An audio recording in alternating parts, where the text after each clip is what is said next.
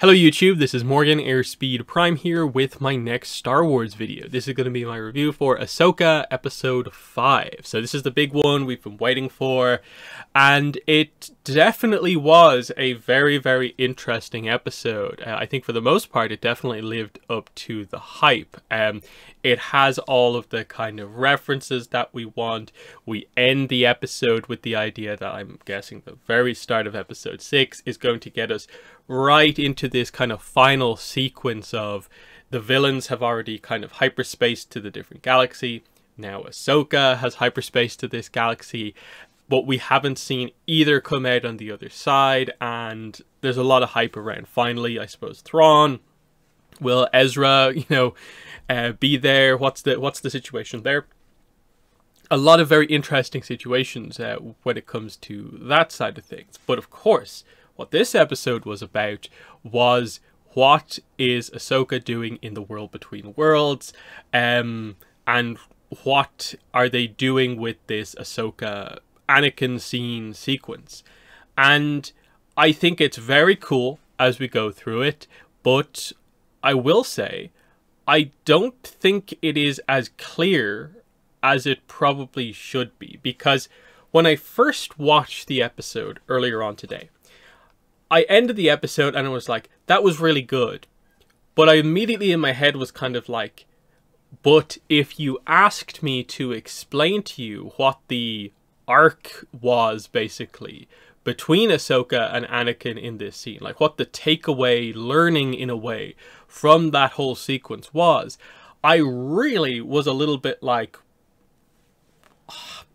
I don't know, she wants to live? Is it as simple as that?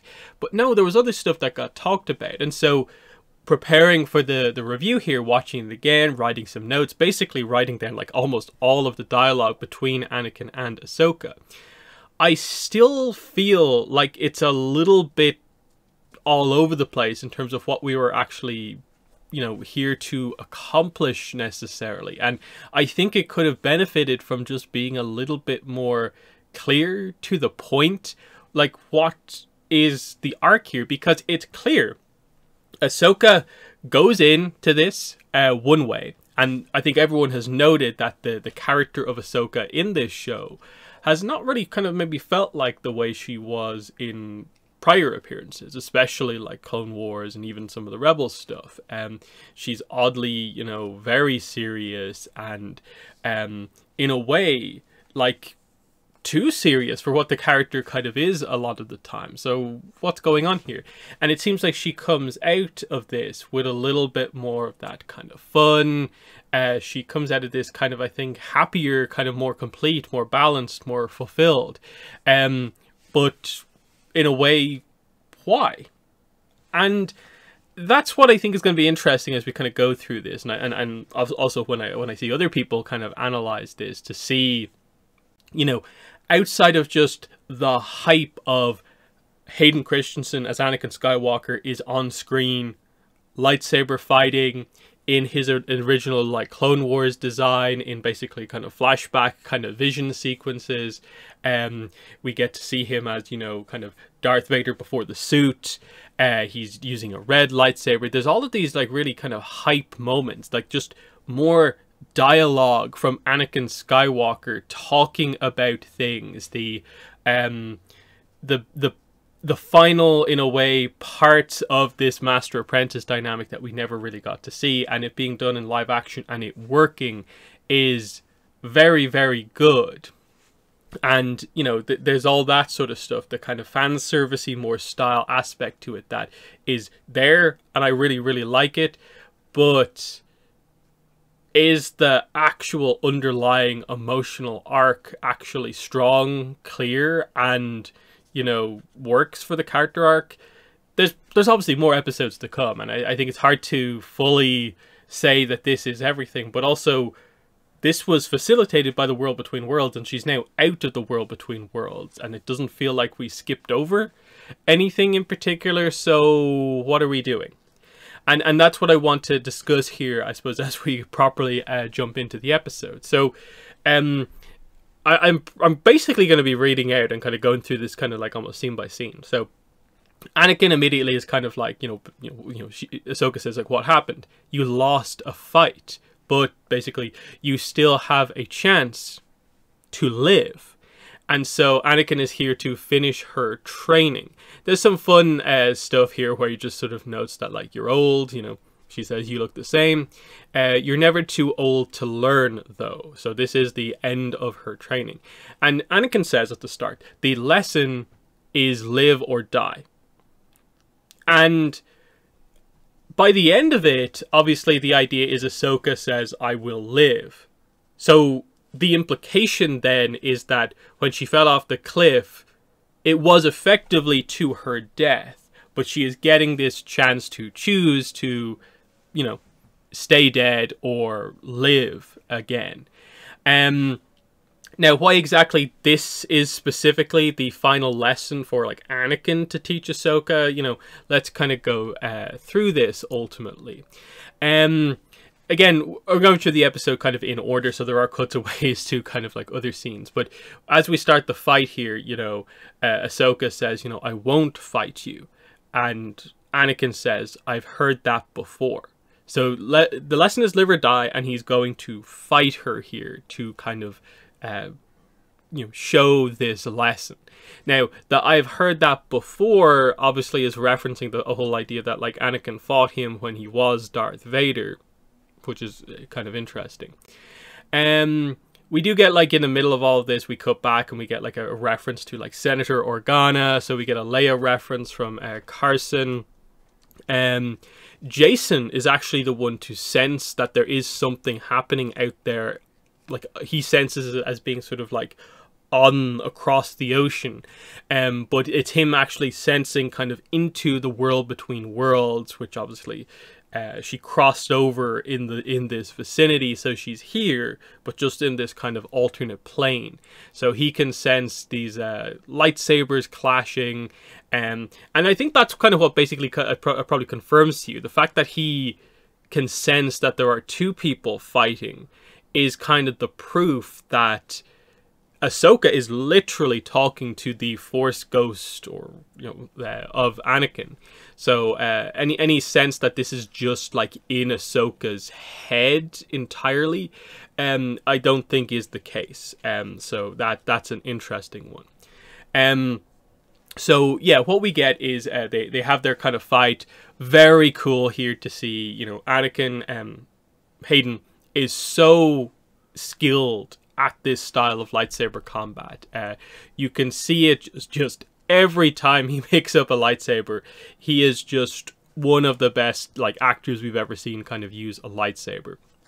And immediately it brings, like, Ahsoka, who was involved in lightsaber fights in previous episodes, it brings her up a level, so it makes her seem more skilled because of the way Anakin is as a lightsaber duelist.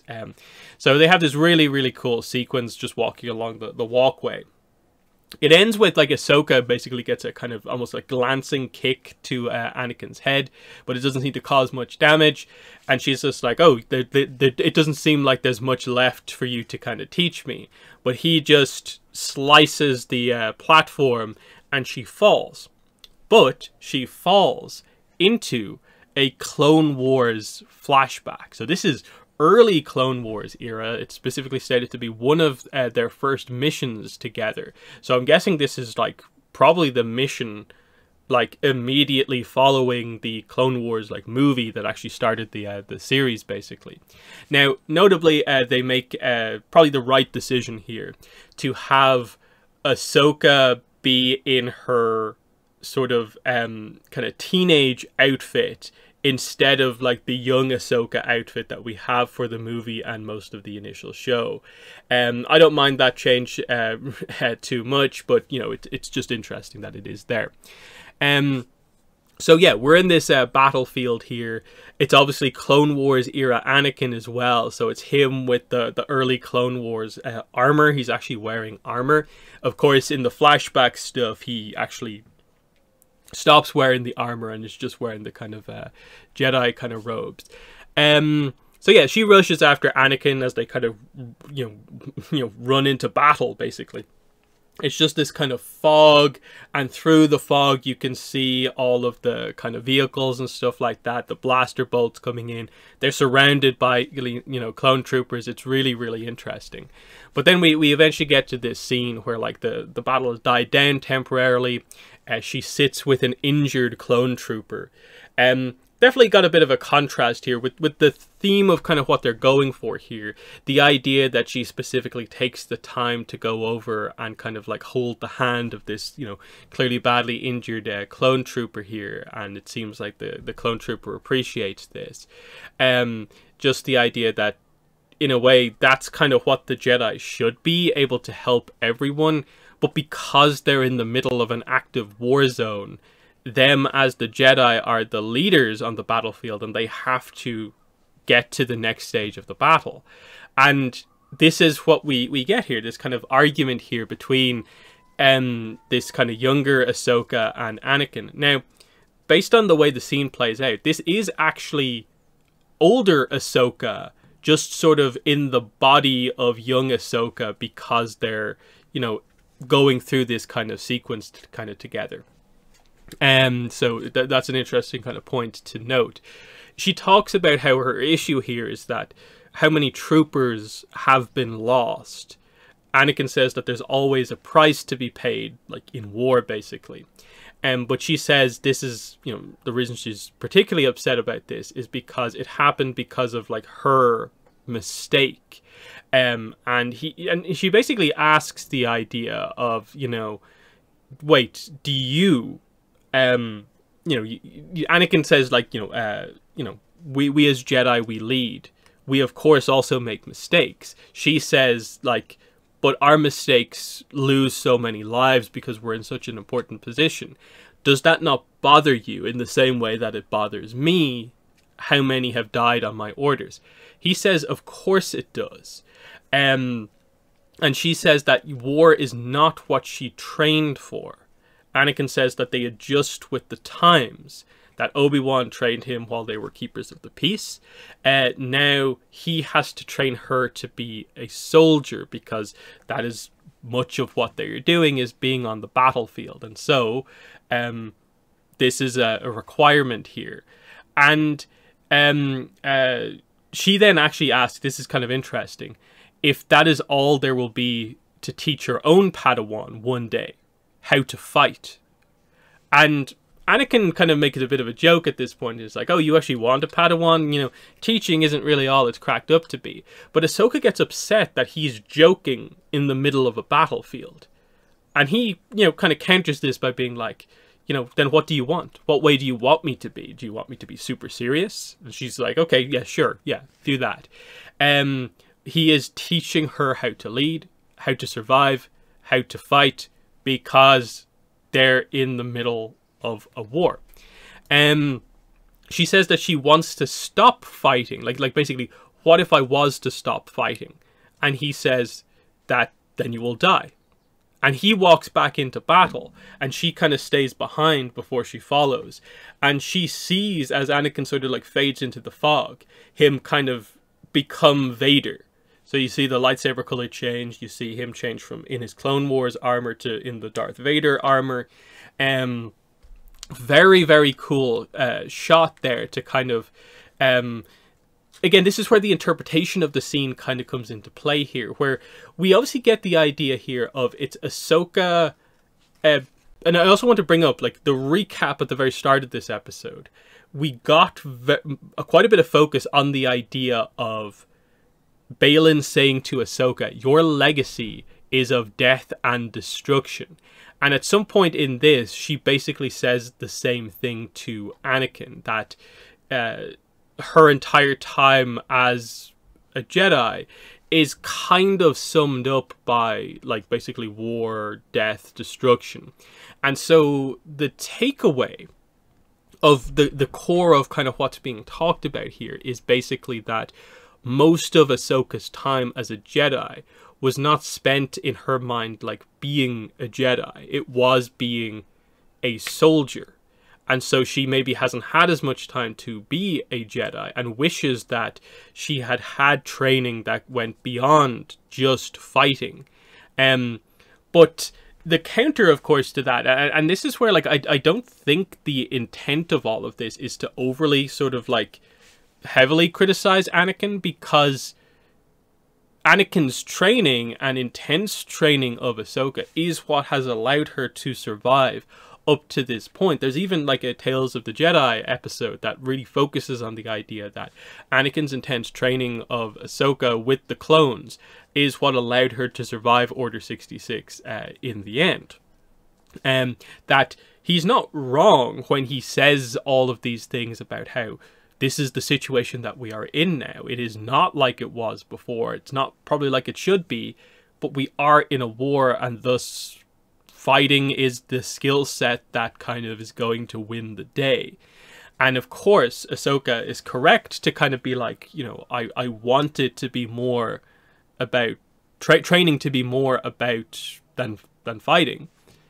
And in relation to her mentioning like her own Padawan, so that's obviously Sabine that's being talked about here. But as far as we're aware, basically all of the training with Sabine has been fighting. So there's that aspect as well. And there's a little bit of course, throughout this whole thing, the kind of comparison between Anakin and Ahsoka, in that they seem like different characters, of course, but actually most people note that they are actually very similar to each other. Actually quite a lot, because the scene that immediately follows this is like Hu Yang and Hera talking, and that includes basically getting to talking about Ahsoka, and then her master gets brought up, so Anakin, and Hera asks what was he like, and she says like he says intense. That's the word of the day here, intense. So and it's noted in a way that like Ahsoka is intense to a certain degree as well, and that all this crazy stuff tends to happen around her, kind of in a way much like it happened around Anakin as well. So it's a very interesting one here, where obviously Anakin as a character, the person that he was, thrived on the battlefield. Like, he was a legend during the Clone Wars because he became like basically this like incredibly powerful Jedi who won most of his battles, and was this incredible general. He actually adapted to this role better than most Jedi actually did. Whereas obviously I think you're getting the idea that this is maybe where there's the slight difference with Ahsoka, where if she did her job pretty well, she also adapted quite well to this, became this incredible fighter, but always kind of wanted, in a way, kind of there to be more than this. So it's an interesting one. We then, when we get cut back into the kind of World Between Worlds, we cut to a later kind of Clone Wars flashback. This time it's the Siege of Mandalore, so right at the end. Anakin is here, but of course we know Anakin was not actually here in terms of how this actually happened. So this is Anakin very much following Ahsoka on her own journey, kind of through her kind of past here. And you get the idea that like this is Ahsoka on the battlefield, kind of leading on her own. We see a little bit of Rex, of course, but you know, it's her as the leader. So Anakin's training has served her well in terms of being able to succeed on this battlefield. And she's relatively calm this time. She just kind of stops right in the middle of the battlefield, comfortable that she's like safe there, in a bit of a contrast to, of course, the earlier scene there. And he notes that, like, you know this is an intense battle, I don't know it, but you did well, like you are a warrior like I trained you to be. And she says, is that all? So again, it's her kind of countering the idea that it's not just all about fighting, being a warrior, that, you know, sort of the idea of being a Jedi is about more than that. He then says, and this is where it gets kind of interesting, in her is everything he is. All of the knowledge he possesses, passed down from his master and, you know, his master's master before that. That Ahsoka is part of a legacy. This is where she says the line referencing the recap scene with Baylan, that she says her part of that overall legacy is death and war, because she ends up being the end of this line in the middle of a war, and that's all she feels she is kind of known for. And then we get the the truly, truly interesting line here. He says that she is more than that. So she is more than just death and war, because I am more than that too. So he's also more than death and war. But she says he is more, like he is more. Anakin, you are more. More powerful and dangerous than anyone realized. And this, of course, causes a change to happen here. This is where Anakin gets a bit frustrated. He's like, so this is what this is about. She kind of tries to make a bit of a point here, but he kind of cuts her off. He says that she has learned nothing. They're going back to the beginning. The lesson, again, is live or die. This time he faces her, but he is Darth Vader. It is Darth Vader before the mask, so the armor. So this is obviously the same kind of being that Obi-Wan faced at the end of Episode 3. So we see the Sith eyes. His lightsaber is red, of course, at this point. So really, really cool visuals kind of happening here. But just before we cut back to the kind of present day stuff, like that is interesting to break down.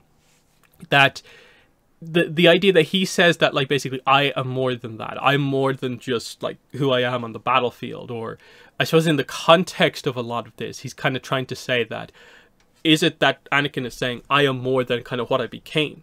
I'm more than Darth Vader. I'm also Anakin and all the stuff I did before that also.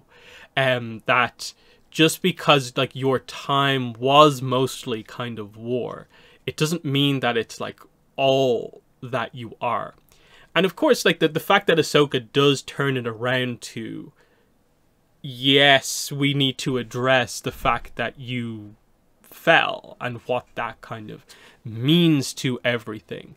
Because obviously the idea here is fundamentally what's happening here is a fight between the two of them. And it does make sense thematically for Anakin and Ahsoka to do this. Like the whole point in a way about this is that a lot of her training ultimately was, a lot of her time with Anakin was this. This is like what they were kind of about. He trained her so well in this regard specifically to be this incredible fighter and warrior. So of course, in a way, the final lesson kind of would be a fight between the two of them that isn't him in the armor and it being maybe all about that sort of stuff of like just kind of, I think in a way the kind of intent about this, getting into the kind of present day kind of scene, is the idea of her actually basically quote unquote defeating Anakin in this lightsaber fight, without it being about all of the, you know, emotions about you fell and all this sort of stuff. So that's what happens. You know, he basically kind of like fights her and then kicks her kind of through the fog, and we go back into the kind of world between world. It's present day Ahsoka versus Anakin. And of course, she's on the defensive here. She can barely kind of hold him off, but you can see she gets a little bit more and more intense, and eventually is able to actually get the advantage over Anakin and kind of holds the lightsaber to his throat effectively, but chooses to lay down her lightsaber instead of like striking. And there is a bit of a moment where, like, I think she ends up kind of, I think it's is it the red lightsaber that I think she has up against his throat? And you could see almost reflected in her eyes the idea of, if she was to strike him down, she would almost be going down the same path as Anakin did, and like the Sith eyes kind of type thing. But instead, she chooses to let Anakin live here and makes the announcement that her choice is that she wants to live. So that's the kind of resolution effectively for this. But notably, what happens when she says, you know, I choose to live, is Anakin sort of backs away, and he goes from being kind of like Sith Anakin to back to being normal Anakin. And you can see the smile kind of comes back, and he's like, there's hope for you yet. And this is when she transitions back into the real world, and she's just in the water. So interesting, very, very interesting stuff here. And if it is just as simple as that like the whole thing was just about, they have this fight, Ahsoka comes out on top, but chooses to not basically, in a way, like lean into her anger over what happened to Anakin, and she can instead, like, the idea in a way of her accepting this has happened and that she doesn't need to sort of quote unquote kill Darth Vader herself, that she can just kind of win this fight in a way representative of her training is now finally complete. She has, like, truly become someone that Anakin fully respects when it comes to her fighting ability, and she makes the decision to live. She's not done yet. She's going to use this in a way of the learning here, and go forward. Again, like I said, I wish it was a little bit more clear. I wish there was more of a really just hard-hitting, like, takeaway. This is the crux of the arc. This is the significance of what she specifically said. I think I don't think it's complicated what's here. I just think they don't fully present. They in a way, they don't hit you with, like, what the true takeaway necessarily is, beyond just kind of the kind of almost innate feeling of, what's happening here feels right, but, like, why is this the correct approach in a way? But it's an interesting one. That's kind of obviously where this side of the episodes end. And then we get the kind of, like, after the big world between worlds sequence. So Ahsoka gets saved by the search party because Jason told them to fly low and somehow find her. She wakes up, Huyang gives her the half of the map orb that they found, and reveals that, like, okay, Hera is here, it's an unofficial mission, Sabine is not here. What happened? Hera then asks her, do you know where Sabine is?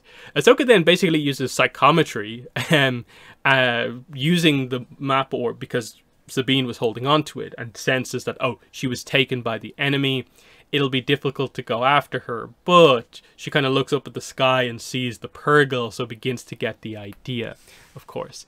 Then we get Carson basically revealing that the fleet has come to take Hera and Ahsoka back. They're going to need to deal with this. So Hera will deal with this while Ahsoka figures out how to go after Sabine. We do get the argument scene between Hera and Mon Mothma. So she obviously doesn't have any evidence to fully support the idea of, if the Imperial stuff is right there, we will help you, but you don't have any evidence of that. So the idea here is that Hera's at risk of kind of losing her position. There's going to be some sort of a committee that will basically vote to kind of suspend her from being a general. So she's willing to put that at risk. And she does fully argue the idea of, like, I don't agree with this. I simply don't. Ahsoka obviously at this point realizes the Purrgil are the way to follow Sabine, because in a way that's how this all started. So she gets into the ship with Huyang, flies up into the group, and the X-Wings and the Ghost are going to distract the fleet. So we do get a cool scene. Ahsoka walks out on top of the ship to communicate with the largest Purrgil there. The distraction is kind of funny because it's obviously Carson on the comms with the leader of the fleet, and he just distracts initially by being like, identify yourself. And the commander doesn't actually answer his question, so he just kind of repeats it a few times. But then eventually he's forced to kind of be like, well, I guess explaining this complicated story is a good enough distraction. He's like, you're probably not going to believe me, but, like, here we go. And he does end up explaining the whole thing about the Purrgil, space whales, or whatever. So that's interesting. The Hera Jason scene that we get intercut here is quite nice, because this is where, like, if you haven't seen Rebels, you actually get what I think is this, like, key piece of information that, like, you probably don't know if you haven't seen Rebels. Because, like, have they just directly told us that, like, it was a prior to this scene, have they told us that, like, it was a Purrgil that took Ezra and Thrawn away. This is where they actually kind of state that in this show to you, if you haven't seen Rebels. So that is a nice kind of one to just kind of get here, the idea of like we are kind of repeating this idea of if these animals took them out here in the first place, then of course they know the way back fundamentally. So Ahsoka of course communicates with the Force, with the Purrgil, and I suppose tries her best to communicate as best she can. Again, it was Ezra who had the animal connection deep down with the Force, not really Ahsoka. And that's kind of proven here when like Hu Yang is just like, you know, do you know for sure that this is going to happen? And she's like, actually, I don't know for sure they'll take us exactly where we need to go. But she is so changed coming out of the World Between Worlds that she's just happy to kind of like, let's see where this takes us. And it's this kind of optimistic, you know, change of approach for Ahsoka. She's not going to be so dead serious, and in a way she's willing to kind of take the risk here. And in a way it's that classic sort of charismatic idea of like, this is a bit of a wild plan. It's an Anakin style plan. It's an Ahsoka style plan. And in a way, Ahsoka hasn't been doing these style of plans in the last while, but now she is. So I think that's a bit of an interesting one for sure. Immediately you can see the acting performance is a little bit different. Lots more smiles from Ahsoka. Of course, we do get the outfit change as well. This is where we're seeing Ahsoka the White, of course, from the end of Rebels. Because notably, they basically did that scene already, but it wasn't Ahsoka wearing the right outfit. So it almost gives the impression that, like, are we going to get another repeat of that scene, except this time it's Ahsoka in this outfit, or will we leave that to the animation? She doesn't have the staff thing that she had previously yet. So I wonder what the whole situation is with that, where she gets the weird staff with the ring on the end. Is it some sort of a weird lightsaber thing, or is it some other, you know, ability style thing? Again, based on thematically, in a way, what was explored in the Anakin stuff, you would almost assume it probably would make sense to not quite be a weapon, but to be something that is maybe more representative of the Jedi during kind of like peacetime, and something that you know, speaks more to kind of what the Jedi are mainly known for, not just the being soldiers during the war. But we'll see if we get that. They've already done the outfit explanation, so I assume the staff will also kind of get explained as well. So yeah, we just end with the idea that the Hera comes over the comms and explains to the fleet commander that, like, yeah, you should probably get the fleet out of the way, as the whole group of Purrgil just kind of comes through, and you can tell how serious everyone is, because they're like, oh yeah, this is bad, these are huge, clear a path for these things. I like that you do cut to some of the X-Wing pilots who are just amazed to see this kind of like mythical event happening before their eyes. And then the shot is super cool, you know, last minute over the comms, Ahsoka just says to Hera, I will find them. There's a little bit of a joke about like, oh, sorry, you can't come with us, but Hera says that Jason is too young to travel across galaxies. But then, yes, the Purrgil's hyperspace away, and I feel pretty confident that the idea is that we are going to the same place as the hyperspace ring did. Will they be in the like exact same vicinity, or will it leave a little bit of a gap so that, like, you know, we actually have a bit of an arc just to exactly find where each other are? I'm not entirely sure, especially because of the way kind of, I suppose, the hyperspace kind of works, and like you can arrive at the same point differently. So even though the technology kind of based hyperspace thing set off like hours ago, you'd almost be asked the question of, like, it is probably possible for Ahsoka with the Purrgil to potentially arrive like before the hyperspace ring does. But they probably planned it out where like there's enough time where like Ahsoka won't arrive super late, and like the stuff with Thrawn is already done. I think the whole idea here is that the Purrgil like will really allow Ahsoka to catch up here. So this is good because this is where you really see the arc of the episode kind of come full circle of that. Ahsoka is now much more confident here, and I like that her goal at the end doesn't really mention Thrawn, because she's been all about Thrawn in the early episodes, but now she's kind of like, I'll get them back, and she's talking about Sabine and Ezra. And obviously she wants to, I suppose, be a better master. I suppose we'll see if the Anakin backstory here has had an impact on her when it comes to her approach to training. I think it will definitely improve their relationship. They changed Ahsoka here. But also just the fact that the Ezra mentions from before were almost like a bonus, like if we happen to find him. But now she's like, no, I will get them back, including Ezra. And Thrawn isn't even really mentioned, but of course we're going to have to deal with that along the way as well. So that's a nice kind of shift for the character, and just that you really go into this kind of feeling that like this Ahsoka probably can accomplish whatever she needs to do, and you're intrigued to see how she goes up against Thrawn or Morgan Elsbeth again, whatever way it's actually going to work.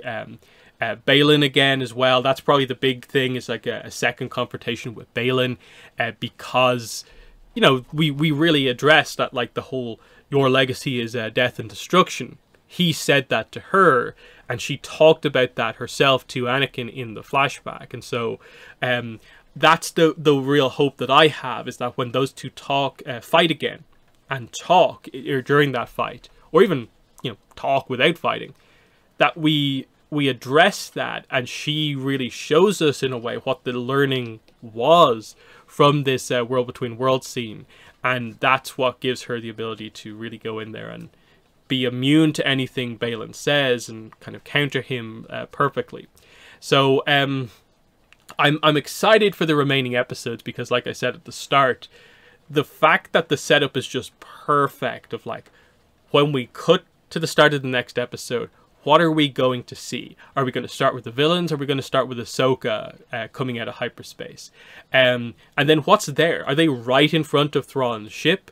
What's going on with him? Like, what has he been up to? Has he got down to a planet? Or is he still on the ship from all this time? There's so much on that front that we actually don't know about, which is very, very interesting. But definitely, you know, a really good episode that really stands out. And even though I didn't talk too much about like the kind of more fan servicey stuff, it stands out that they got it right. Like, this is where you really just made those shows feel so important, and it feels like you bridged like a million different gaps in doing that scene with Anakin and Ahsoka, of highlighting that the show, the animated show, now has this live action little moment that Anakin, oftentimes some people feel a little bit of a disconnect between Clone Wars Anakin and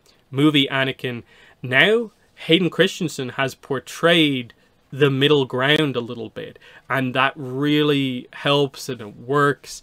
And you know, even just getting to see Ahsoka at like what 3 different ages in live action, that worked as well. Getting to see the clones, another Clone Wars kind of scene, that's strong. And just to, in a way, the idea that like that's always been maybe a weird thing for some people, that being, wait, Anakin has an apprentice, but I have to watch all these animated shows to get. Well, suddenly here is live action. Anakin has an apprentice. You can't deny it now. I think this is the sort of stuff that really makes people go, oh, I actually really need to watch the Clone Wars now, because it feels super, super real now. And so in that sense, the fan hype aspect of so many of these scenes, it worked. But like I said, I do wish the arc of what we explored in the World Between Worlds between Anakin and Ahsoka was just made a little bit clearer. So definitely in the comments, let me know what your thoughts are on what was your takeaway about, in a way, what was that all about? Was it like I was talking about in my breakdowns of those scenes, or was there something else that maybe I missed or maybe skimmed over? I'm really intrigued to see what your thoughts are on that sort of thing. But in general, what are your thoughts on the entire episode? But that has been the video. Thanks for watching, and bye.